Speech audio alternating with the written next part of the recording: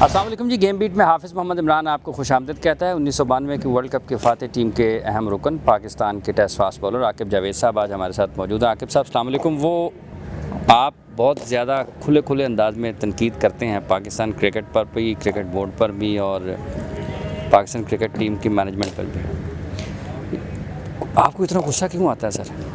غصے والی کون سی بات ہے یار؟ دیکھیں، بات یہ ہے کہ جب آپ ایک سسٹم کے اندر ہوتے ہیں نا، تو پھر یہ آپ کی ذمہ داری ہوتی ہے کہ آپ جو بھی کام کریں اس کو پیرامیٹرز جو ہیں ان کو سامنے رکھتے ہوئے چیزوں کو لے کے چلنا چاہیے۔ کوئی بھی ڈیسیژن لیتے ہیں آپ، اب جیسے کوچنگ کی بات کریں جو پچھلے دنوں میں نے کہا، تو اس میں غصہ نہیں تھا، اس میں یہ تھا کہ مذاق مت کریں گیم کے ساتھ، کیونکہ ایک نیشنل ٹیم کا جو کوچ ہے، یہ میں کیسے مان لوں کہ ایک تو وہ کوالیفائی نہیں ہے، اس نے کوئی لیول 1 2 اس نے صرف کیا ہے، وہ بھی ریسنٹلی کیا ہے۔ کچھ تو یہ بھی لوگ کہہ رہے ہیں کہ رات کو آفس کھلوا کے سائن کر کے تو جمع کرایا گیا، اور ایک دن کوچنگ نہیں کی۔ تو یہ کوچنگ کیا، اگر کوچ کا کوئی فائدہ نہیں ہے تو پھر کوچ رکھنے کی ضرورت ہے کہ اتنے پیسے کیوں ضائع کرتے ہیں؟ پھر کسی بھی ایک بندے کو بھیج دیں، وہ مینیج کر لے، مینیجر کو صرف بھیج دیں صرف۔ تو اگر آپ سمجھتے ہیں کہ کوچ کی کوئی اہمیت ہے تو پھر اس کی کسی بھی آپ نیشنل ٹیم کے لیے دنیا کی یا ایون فرسٹ کلاس ٹیموں کی یا کسی اکیڈمیز میں بھی اگر آپ اشتہار دیتے ہیں تو منیمم لیول 3 یا 4 ہوتا ہے، minimum 5 to 10 years international experience ہوتا ہے، تو پھر کسی نیشنل ٹیم کے ساتھ آپ کسی کو منسلک کرتے ہیں۔ ماضی میں بھی دیکھیں تو مکی آرتھر جو تھا تو وہ کوالیفائی کرتا تھا، باب وولمر کرتا تھا۔ تو اب آپ ایک نئی طریقے سے چیزوں کو لے کے چلیں گے تو پھر لوگ کرٹیسائز تو کریں گے۔ یہ واقعی کوچنگ ایجوکیشن اتنا زیادہ ضروری ہے کہ اس کے بغیر آپ کے خیال میں نہیں آنا چاہیے پاکستان ٹیم کی کوچنگ میں؟ دیکھیں، واحد پاکستان ہے جہاں پہ ایسی چیزیں ہوتی ہیں، دنیا میں ایسا کہیں نہیں ہوتا۔ اور کوچ ایجوکیشن کا مطلب ہے یونیورسٹی میں جب آپ پڑھتے ہیں تو ڈگری لیتے ہیں، تو بغیر یونیورسٹی گئے آپ کو ڈگری مل جائے گی۔ اور یہ ایسا ہی ہے جیسے آپ کرکٹ کھیلتے ہیں نا، کرکٹ کھیل کے چھوڑتے ہیں آپ، تو پھر اچانک آپ کہتے ہیں جی مجھے اب نا اچھا پلیئر تھا، مجھے نیشنل ٹیم کا کوچ لگا دو۔ یہ ایسے ہی ہے جیسے ایک آپ یونیورسٹی سے آپ جس دن ڈگری لیں اس کے دوسرے دن جا کے پرنسپل کے پاس چلیں جی کہ دیکھو میں تو اچھا اسٹوڈنٹ ہوں، مجھے پروفیسر رکھ لو۔ تو اس کی ٹریننگ ہے، اس میں حرج کیا ہے؟ اور پھر آپ ایک گراس روٹ سے شروع کرتے ہیں، پہلے کورسز کرتے ہیں، پھر گراس روٹ سے آپ اکیڈمی سے انڈر 15 17 19 سے شروع کرتے ہیں، سیکھتے ہیں، پھر آپ آہستہ نیشنل ٹیم کو جوائن کرتے ہیں۔ میں نے تو یہی سفر سمجھا، کرکٹ چھوڑی، کورسز کیے، ریجنل اکیڈمیز میں 3 سال کام کیا، پھر میں نے نیشنل اکیڈمی میں ایز ہیڈ کوچ آیا 4تھے سال، پھر میں نے انڈر 15 کی کوچنگ کی، 17 19 18 پاکستان کا بالنگ کوچ، اسسٹنٹ کوچ، تو تب مجھے نیشنل ٹیم تک پہنچنا چاہیے تھا۔ تو میں تو وہی پروسیس کر رہا ہوں جو ایک جینون ہے اور جو ہونا چاہیے، اور پروفیشنل کام ہے ان کو ہی کرنا چاہیے جو پچھلے 8-10 سال سے صرف کوچنگ کے ڈپارٹمنٹ کو لے کے چل رہے ہیں۔ وہ کوئی سیکھا ہی ہوگا نا، انہوں نے کوئی ایکسپیرینس کہیں تو کام آ ہی جاتا ہے نا انسان کے۔ اچھا، نجم سیٹھی صاحب نے گزشتہ دنوں ایک انٹرویو میں کہا، میرے ساتھ ہی انٹرویو کر رہے تھے، کہ جو ہمارے قومی کوچز ہیں نا، یہ کرکٹنگ فیصلے جو کھیل کے فیصلے ہیں ان میں ذاتی پسند ناپسند، اختلافات، تعلقات، محکمہ جاتی جو ان کے آپس میں تعلقات ہیں وہ مختلف قسم کی سفارشیں، ان کو دیکھتے ہیں، میرٹ کو نظر انداز کرتے ہیں۔ آپ کو لگ بھگ 20 سال ہونے والے ہیں اس عمل کا حصہ، اس کوچنگ کھیل کا حصہ ہوئے، آپ کو لگتا ہے کہ واقعی ہمارے کوچز اس طرح سے فیصلے کرتے ہیں؟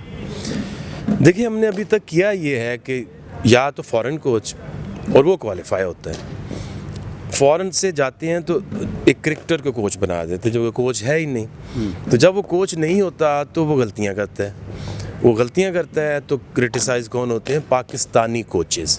مجھے ایک بندہ بتا دیں جو پاکستانی کوچ انہوں نے لگایا ہے اور وہ اس کوالیفیکیشن کے اوپر اترتا ہو، چاہے وہ وقار ہے، چاہے وہ مصباح ہے، چاہے وہ محسن خان ہے، جاوید میاں داد، اور ان میں سے کوئی بھی بندہ کامیاب نہیں ہوا۔ کیونکہ جس کا کام ہے وہ اسی کو سوٹ کرتا ہے. میں نے بھی کوچنگ کی ہے, انڈر 19 کا ورلڈ کپ بھی جیتے ہیں, یہ ٹیمز بھی 90% جیتتے تھے. میں نے بھی پاکستانی ٹیم کے ساتھ as bowling coach, assistant coach کام کیا ہے, تو وہاں بھی ورلڈ کپ جو T20 ہے اس میں بہت میرا حصہ تھا, پلاننگ میں, ٹریننگ میں, وہاں بھی. تو جس کا اگر کام, جو کام آپ کو آتا ہے اور آپ کرتے ہیں اور آپ نے سیکھا ہے, اس میں آپ کی بے عزتی ہونے کے امکانات کم ہوتے ہیں. آپ کو لگتا ہے کہ کبھی دوبارہ آپ کو لگتا ہے کہ ایک مرتبہ آپ نے کہا تھا کہ میں ہیڈ کوچ پاکستان کا بن ہی نہیں سکتا, آپ کو لگتا ہے کہ کبھی آپ کو پاکستان کی دوبارہ کوچنگ مل سکتی ہے اور آپ ہیڈ کوچ بھی پاکستان کے بن سکتے ہیں؟ دیکھیے ایک تھا خواہش, جب وہ پروسیس چل رہا تھا تو ظاہر ہے میں نے انڈر 15 سے شروع کی, میں نے آہستہ آہستہ پاکستانی ٹیم کے ساتھ بھی اسسٹنٹ کوچ, بالنگ کوچ, تو اگر پاکستانی کوئی بنتا تھا تو اس میں میرا حق بنتا تھا. تو جب انہوں نے فیصلہ کیا تو پھر میں نے چھوڑ کے UAE چلا گیا کہ نہیں, بس میں فیصلے اپنی مرضی سے کرتا ہوں. 27 سال میں کرکٹ بھی چھوڑ دیتا ہوں اور اپنی مرضی سے میں ٹیم چھوڑ کے بھی UAE بھی جا سکتا ہوں. اور دیکھیں, اگر آپ کوچ ہیں اور اگر آپ کو اس چیز کا شوق ہے تو پھر آپ کا نا وہ کام نظر آتا ہے. اگر UAE کی ساری کرکٹ جو ہے وہ بدلتی ہے, ٹھیک ہے, وہ انڈر 19 ورلڈ کپ بھی کھیلتے ہیں, وہ T20 ورلڈ کپ بھی کھیلتے ہیں, وہ 15 جو 50 اوور کا بھی کھیلتے ہیں, ODI اسٹیٹس بھی ملتا ہے, ایشیا کپ میں افغانستان کو ہرا کے پاکستان کو ہرانے کے قریب ہوتے ہیں. اور سارے لوگوں کو جو وہ ٹیکسیاں چلاتے تھے, بینکوں میں کام کرتے تھے, ان کو پروفیشنل جو کانٹریکٹ دلوائے, پروفیشنل پلیئرز بنایا, پروفیشنل جو ہے وہاں کی سلیکشن کمیٹی بنی. تو جب آپ کام کرتے ہیں کہیں تو وہ کام نظر آتا ہے. اگر لاہور قلندر کی بات کر لیں تو ہم تو ہر سال ایک پلیئر جو ہے وہ ایسا دیتے ہیں کہ جو انٹرنیشنل لیول کا ہے. اس سال بھی ہم 2-3 پلیئر جو ہیں وہ ڈیولپ کیے ہیں, سارا سال ان کے اوپر محنت کرتے ہیں, اور اس لیے کرتے ہیں کہ ہمیں نظر آتا ہے پوٹینشیل, اس کو لا کے گروم کر کے قلندر سے پلیٹ فارم پہ رکھتے ہیں, پھر وہاں سے اڑ کے دنیا میں جاتے ہیں, پاکستانی ٹیم میں جاتے ہیں. تو اس میں مجھے زیادہ سیٹسفیکشن ہے. اب میری ذرہ بھی خواہش نہیں ہے, اب میں جو کام کر رہا ہوں نا, دس از الٹیمیٹ. اب ایک ہائی پرفارمنس بنایا ہے. آپ کی اب کوئی خواہش نہیں ہے کہ آپ پاکستان ٹیم کی کوچنگ کریں؟ بالکل 100% I'm sure کہ نہیں ہے.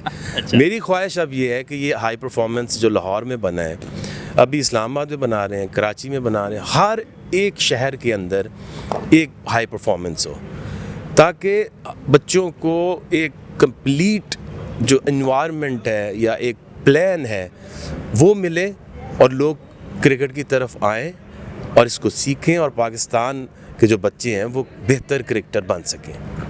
یہ جو آپ نے بنا دیا ہائی پرفارمنس سینٹر, یہ 1 2 3 4 5 6 میرا خیال 6-7 پچز ایسٹرو کی ہیں, اس کے ساتھ ٹرف پچز بھی نظر آ رہی ہیں, یہ پیچھے گراؤنڈ بھی نظر آ رہا ہے, میں نے سنا ہے یہاں پر جم بھی ہے. تو یہ جب اپنی نیشنل ہائی پرفارمنس کہہ رہا ہوں, جو نیشنل کرکٹ اکیڈمی ہے, اس کا موازنہ جب آپ کرتے ہیں تو آپ کو کیا لگتا ہے وہاں پر کوئی تبدیلی آئی ہے 20 برس میں؟ دیکھیے, اس کا تالا جو ہے نا میں نے کھولا تھا NCA کا 2004 میں, ٹھیک ہے, اور تب سے لے کے اب تک اس میں ایک چیز نہیں بدلی. جب میں 12 میں گیا تھا تو وہاں پہ ہم نے 2 نیٹ بنائے تھے لوہے کے اسٹرکچر, آج بھی 2 ہی ہیں. وہ جو رائٹ سائڈ پہ وہ جو گھڑا سا کھدا ہوا ہے جہاں کوئی بایو میکینکس بننی تھی, وہ گھڑا ادھر کا ادھر ہی ہے. ان کا جم جو ہے 2004 سے لے کے اب تک ایک مشین نہیں بدلی. جو انڈور ہے اس کی بھی حالت ایسی ہے کہ وہ بھی ان ایون ہو چکا ہے. یہ انسانوں سے نہیں چلتی دنیا, انوائرمنٹ اور سسٹم سے چلتی ہیں. یہ آج کی سوچ ہے, وہ 2004 کی سوچ تھی. تو انسان کی سوچ اگر نہ بدلے تو آپ کیسے آگے امپروومنٹ کر سکتے ہیں. اب یہاں پہ ہمارے پاس جو فیسلٹیز ہیں, جو چیزیں ہیں, جو پلاننگ ہے, آئی ایم شیور کہ اس میں سے جو بچہ گزر کے جاتا ہے, اب بچوں کو بھی آنکھیں کھل رہی ہیں کہ ہم اکیڈمیز میں یا کلب میں جاتے ہیں, وہ 24-30 بال کھلا کے گھر بھیج دیتے ہیں. تو یہاں جو بھی بچہ آتا ہے کہ 400-500 بالیں کھیلتا ہے ڈیلی, تو کھیلنے سے ہی گیم آتی ہے. اگر یہاں کوئی بریڈ مین کو کھڑا کر دوں اور ایک نیٹ اور وہ بیچارہ کیا کر لے گا؟ یہ جو اتنے سارے کوچز پاکستان ٹیم نے پاکستان کرکٹ بورڈ نے خدمات حاصل کر لی ہیں نیشنل ہائی پرفارمنس سینٹر میں، کوئی فرق پڑے گا؟ بالکل نہیں پڑے گا. اس کی وجہ یہ ہے کہ جب تک آپ اپنی فیسلٹیز، اپنی پلاننگ اس کو چینج نہیں کرو گے، کیسے کیا فرق پڑے گا؟ 2 نیٹورز میں بیچارے وہ کیا کریں گے؟ کتنے کسی کو اگر آپ کے پاس ایک 24 کا بیچ ہے اس کو کتنی آپ بیٹنگ کرا دیں گے؟ اور دوسری چیز ایک آپ کو بتاؤں، یہ میں نے بھی سیکھا ہے. ہمارا جو سسٹم تھا 2004 کا، آپ کو پتہ ہے کہ ہم 8 ریجنل اکیڈمیز لگاتے تھے، 3.5 مہینے بچے وہاں ٹرینڈ ہوتے تھے، پھر ان کے میچز ہوتے تھے، بیسٹ 24 NCA میں آتے تھے، وہاں 3.5 مہینے رہتے تھے، پھر وہ انٹرنیشنل ٹورز کرتے تھے، پھر ورلڈ کپ کھیلتے تھے. 2004 کا بھی آپ نے جیت لیا، 6 کا بھی جیت لیا. اب یہ جو انہوں نے پروگرام اب شروع کیے ہوئے ہیں نا، 6 ہفتے کا انڈر 16، 6 ہفتے کا انڈر 19، یقین کرو اس سے کچھ تبدیلی نہیں آ سکتی، کوئی فرق نہیں پڑ سکتا. ہماری اپنی لرننگ ہے. یہ سہیل اختر جو تھا، اس کا 20 kg کو ہم نے ویٹ کم کیا، پورا سال اپنے پاس رکھا، ڈائٹ، ٹریننگ، اب کی اسکل پریکٹس ساری ہمارے کنٹرول میں ہے. تو پھر جا کے حارث رؤف بنا ہے 2 سال، پھر جو ہے دلبر حسین بنا ہے، پھر معاذ خان بنا ہے. تو ایسے نہیں بن جاتے. اگر انہوں نے کرکٹ کو ٹھیک کرنا ہے تو یہ جو جتنے کوچز انہوں نے ایک جگہ ڈمپ کیے ہیں، ان کو ڈفرینٹ سٹیز میں رکھیں. ایک کو یہاں رکھیں، ایک کو کراچی میں رکھیں، کسی کو کوئٹہ میں رکھیں، کسی کو ملتان میں رکھیں، اسی طرح ادھر پشاور، ایبٹ آباد، پنڈی، اور ان کی ذمہ داری لگائیں کہ جی اگر آپ بیٹسمین ہیں تو پورا پاکستان آپ کے پاس ہے، وہاں سے ڈھونڈ کے ٹیلنٹ لے کر آئیں، اس کو ایک جگہ رکھیں پورا سال، اور سال بعد آپ جو ہے رزلٹ کوئی پروڈیوس کر سکتے ہیں. دس از دا اونلی وے. اس کے علاوہ کوئی راستہ نہیں. بہت شکریہ آپ کا عاقب صاحب، آپ نے اپنا وقت دیا اور اپنے خیالات کا اظہار کیا. عاقب صاحب کا یہ ماننا ہے کہ اب یہ جو کام کر رہے ہیں ڈائریکٹر کرکٹ آپریشنز کی حیثیت سے لاہور قلندرز کے ساتھ، یہ ان کی اب سب سے بڑی خواہش یہ ہے کہ یہ اس کو پھیلائیں، اور پاکستان ٹیم کی کوچنگ کرنے کی کوئی خواہش نہیں رکھتے ہیں، اور بہتری کیسے آ سکتی ہے ہمارے کرکٹ کے نظام میں وہ بھی عاقب صاحب نے بتا دیا. پروگرام کا وقت ختم ہو جاتا ہے. حافظ عمران کو آج کی ویڈیو سے اجازت دیجیے. اپنا بہت سا خیال رکھیے گا. اللہ نگہبان.